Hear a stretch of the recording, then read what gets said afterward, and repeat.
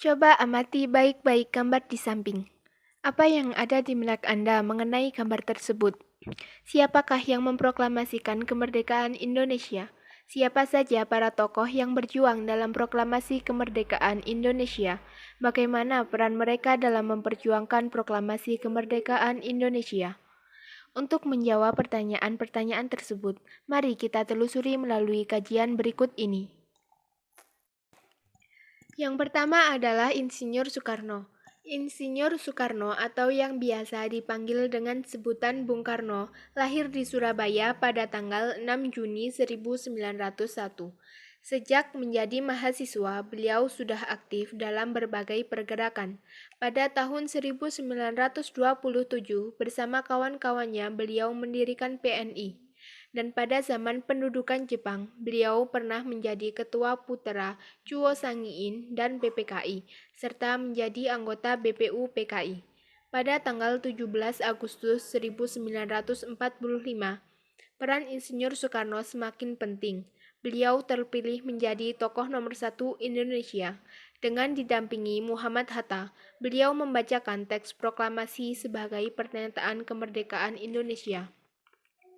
Setelah proklamasi kemerdekaan Indonesia, beliau langsung terpilih menjadi Presiden pertama Republik Indonesia yang menjabat pada periode 1945 sampai 1967. Beliau juga merupakan pencetus konsep Pancasila, dan pada akhir hayatnya beliau meninggal dunia dikarenakan penyakit yang dideritanya pada usia 69 tahun di Jakarta, tanggal 21 Juni 1970. Dr. Andes Muhammad Hatta. Beliau lahir di Bukit Tinggi pada tanggal 12 Agustus 1902. Beliau aktif dalam perjuangan kemerdekaan Indonesia sejak menjadi mahasiswa di luar negeri. Beliau juga menjadi Ketua Perhimpunan Indonesia di negeri Belanda. Beliau aktif dalam organisasi PNI bersama Insinyur Soekarno. Beliau juga menjadi pemimpin Putra, anggota BPU PKI, dan Wakil Ketua PPKI. Dr. Andes Muhammad Hatta juga terlibat dalam perumusan teks proklamasi. Dan pada tanggal 17 Agustus 1945, beliau berperan sebagai pendamping Insinyur Soekarno dalam pembacaan teks proklamasi. Beliau menjadi pemimpin delegasi Indonesia dalam Konferensi Meja Bundar atau KMB di Den Haag, Belanda pada tanggal 23 Agustus sampai dengan 22 November 1949. Dr. Andes Muhammad Hatta juga ikut dan beliau menjadi pemimpin delegasi Indonesia dalam Konferensi Meja Bundar atau KMB di Den Haag, Belanda tanggal 23 Agustus sampai dengan 22 November 1949. Dr. Andes Muhammad Hatta juga ikut menandatangani naskah proklamasi. Dan kemudian beliau meninggal pada tanggal 14 Maret 1980.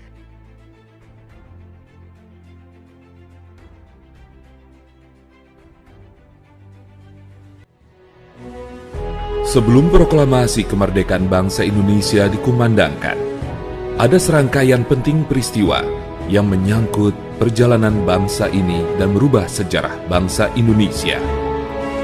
Pada 14 Agustus 1945, pasukan Jepang menyerah tanpa syarat kepada pihak sekutu. Berita ini diketahui oleh kalangan pemuda bangsa Indonesia di Bandung pada 15 Agustus 1945 melalui berita siaran radio BBC London. Pada 15 Agustus 1945, Insinyur Soekarno dan Dr. Andes Muhammad Hatta baru kembali ke tanah air memenuhi panggilan Panglima Jepang untuk Asia Tenggara, yaitu Marsekal Terauchi di Saigon, Vietnam. Dari sinilah terjadi pro dan kontra tentang proklamasi kemerdekaan Indonesia. Golongan muda ingin cepat-cepat dilaksanakannya proklamasi kemerdekaan Indonesia, karena hal ini merupakan hak dan masalah rakyat Indonesia sendiri, tanpa bergantung pada negara atau bangsa yang lain. Sedangkan golongan tua menginginkan bahwa kemerdekaan Indonesia harus dilakukan secara terorganisir. Misalnya, dengan pernyataan dari bangsa-bangsa lain, dengan melampirkan tanda tangan, dan lain sebagainya. Perbedaan pendapat ini membuat para golongan muda melakukan penculikan yang dilakukan oleh sejumlah pemuda yang dikomandoi oleh Sukarni, Wikana, dan Hairul Saleh dari perkumpulan Menteng 31 untuk membawa Soekarno-Hatta yang termasuk golongan tua pada saat itu menuju ke Rengas Dengklok, tempat yang jauh dari jalan raya utama Jakarta-Cirebon pada tanggal 16 Agustus 1945. Hal ini dilakukan agar mereka jauh dari pengaruh pemerintah pendudukan Jepang. Saat itu, di Jakarta terjadi pula perundingan yang sangat sengit antara Ahmad Subarjo yang mewakili golongan tua dengan Wikana yang mewakili golongan muda. Dan akhirnya tercapai kesepakatan bahwa kemerdekaan Indonesia, proklamasi kemerdekaan Indonesia harus dilaksanakan di Jakarta. Akhirnya, Soekarno dan Hatta dijemput di Rengas Dengklok untuk menuju rumah Laksamada Tadasi Maeda yang berada di daerah Menteng. Naskah proklamasi akhirnya dirumuskan oleh Insinyur Soekarno, Dr. Andes Muhammad Hatta, dan Ahmad Subarjo. Banyak pertimbangan sebelum tercapainya kata sepakat mengenai kepastian isi dan redaksional dari naskah teks proklamasi. Setelah disepakati, selanjutnya Sayuti Melik yang mengetik sesuai dengan naskah yang telah mengalami berbagai perubahan yang akhirnya disepakati tersebut. Penyusunan teks berlangsung hingga dini hari pada tanggal 17 Agustus 1945. Proklamasi kami, bangsa Indonesia, dengan ini menyatakan kemerdekaan Indonesia. Hal-hal yang mengenai pemindahan kekuasaan dan lain-lain diselenggarakan dengan cara saksama dan dalam tempo yang sesingkat-singkatnya. Jakarta, 17 Agustus 1945, atas nama bangsa Indonesia, Soekarno-Hatta.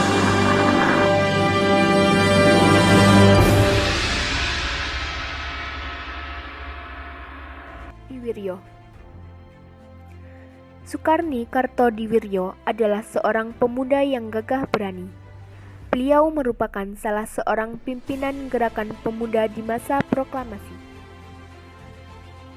Sukarni Kartodiwiryo aktif dalam gerakan pemuda yang kemudian menjadi pimpinan gerakan pemuda yang berpusat di Asrama Pemuda Angkatan Baru di Menteng Raya 31, Jakarta. Beliau juga berperan dalam mengusulkan agar Insinyur Soekarno dan Muhammad Hatta menandatangani teks proklamasi atas nama bangsa Indonesia. Sukarni merupakan golongan pemuda yang ikut mendesak Soekarno-Hatta agar segera memproklamasikan kemerdekaan Indonesia dan menjadi pelopor penculikan Soekarno-Hatta ke Rengas Dengklok. Beliau juga sebagai pemimpin pertemuan untuk membahas strategi penyebar luasan teks proklamasi dan berita tentang proklamasi.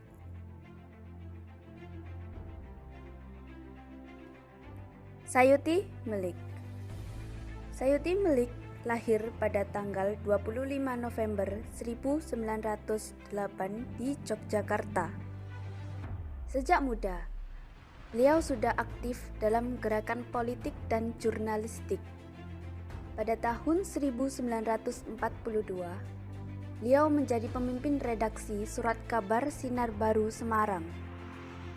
Beliau juga berperan dalam pencatatan hasil diskusi susunan teks proklamasi serta menyempurnakan tulisan Insinyur Soekarno. Dan beliau dipercaya untuk mengetik teks proklamasi.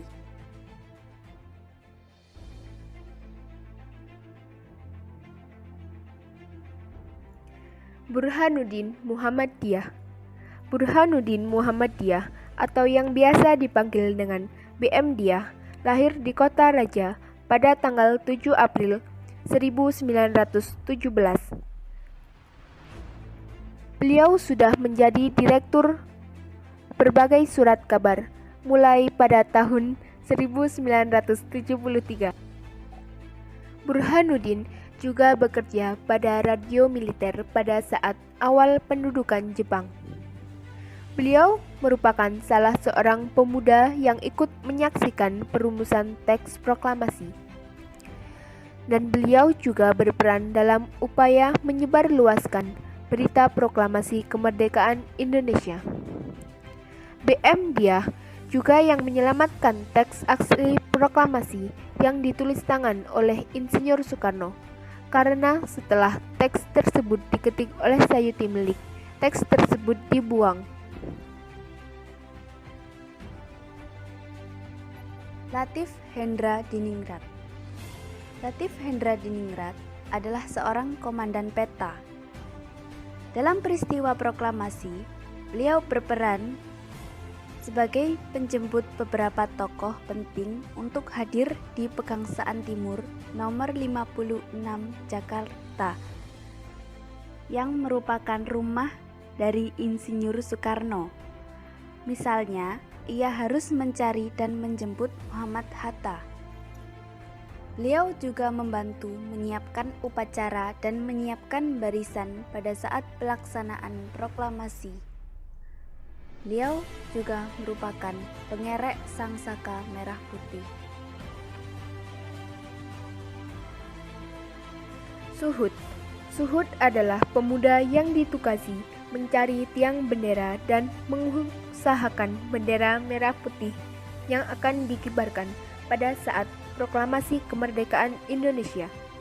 Oleh karena gugup dan tegang, tiang yang digunakan pada saat proklamasi kemerdekaan adalah sebatang bambu. Padahal tidak terlalu jauh dari rumah Soekarno ada tiang bendera dari besi. Suhud bersama Latif Hendra Diningrat adalah pengibar bendera merah putih di halaman rumah Soekarno pada saat proklamasi pada tanggal 17 Agustus 1945. Suwiryo. Pada masa itu, beliau adalah wali kota Jakarta Raya. Beliau secara tidak langsung menjadi ketua penyelenggara upacara proklamasi kemerdekaan Indonesia. Beliau juga aktif dalam perhimpunan Jong Java dan PNI. Suwiryo menyampaikan kekalahan Jepang pada masyarakat Jakarta pada suatu pertemuan.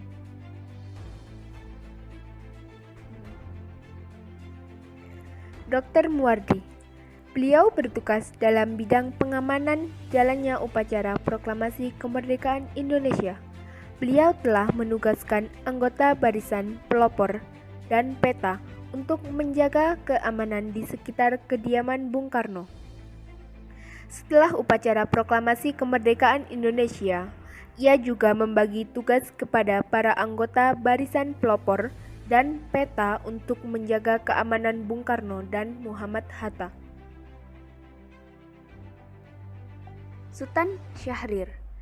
Pada zaman pendudukan Jepang, beliau memilih aktif dalam gerakan bawah tanah bersama beberapa pemuda yang lain. Beliau juga ikut dalam berbagai organisasi dan mendirikan Jong Indonesia. Beliau merupakan pemuda yang aktif untuk ikut mendesak Bung Hatta dan Bung Karno agar segera memerdekakan Indonesia. Sultan Syahrir juga diangkat sebagai Perdana Menteri Republik Indonesia.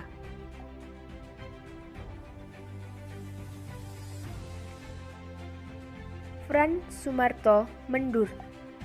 Beliau adalah tokoh wartawan yang ikut membantu pelaksanaan proklamasi kemerdekaan Indonesia. Beliau telah mengabadikan berbagai peristiwa penting di sekitar proklamasi. Beliau juga bergabung dengan kawan-kawan dari Indonesia Press Photo Signage atau IPUS.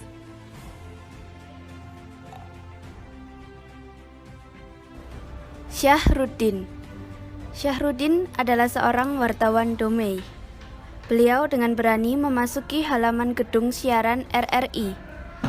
Gedung siaran RRI dijaga oleh Jepang, maka beliau terpaksa melewati bagian belakang gedung tersebut, yaitu dengan memanjat tembok belakang gedung dari Jalan Tanah Abang.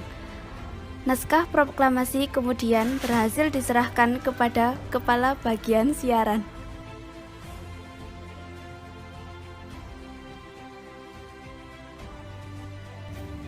Wus dan Yusuf Ronodipuro berperan penting dalam penyebarluasan berita proklamasi.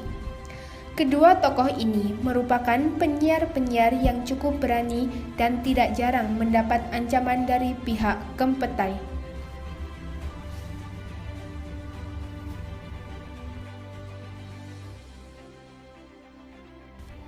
Lambertus Nicodemus Palar.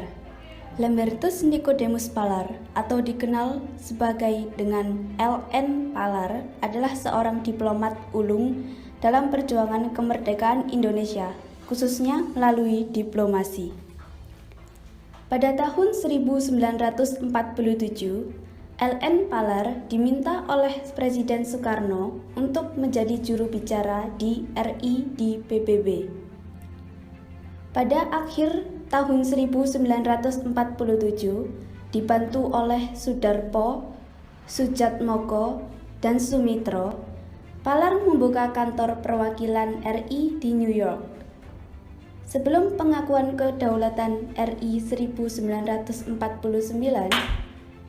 status Palar saat itu adalah sebagai peninjau. Kemudian pada tahun 1950, setelah Indonesia mendapat kedaulatan penuh dan Indonesia menjadi anggota PBB ke-60, Palar resmi sebagai perwakilan RI dengan status keanggotaan penuh.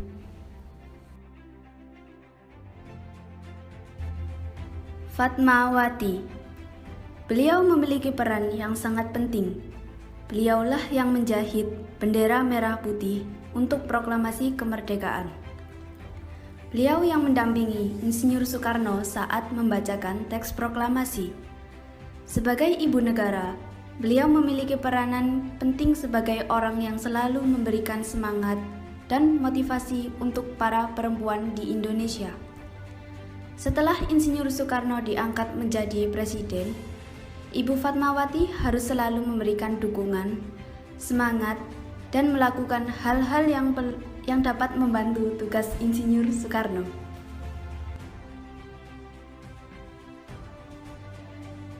Sayuti Melik. Sayuti Melik lahir pada tanggal 25 November 1908 di Yogyakarta.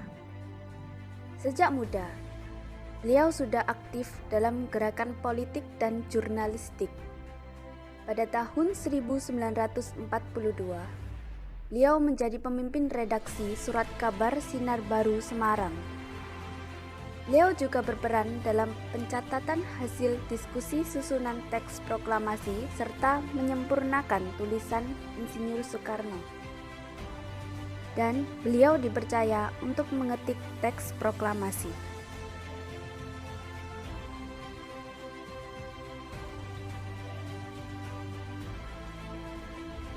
Dari uraian materi tersebut, dapat kita simpulkan bahwa kemerdekaan Indonesia tidak akan lepas dari peran para tokoh-tokoh proklamasi dan peran para tokoh sekitar proklamasi.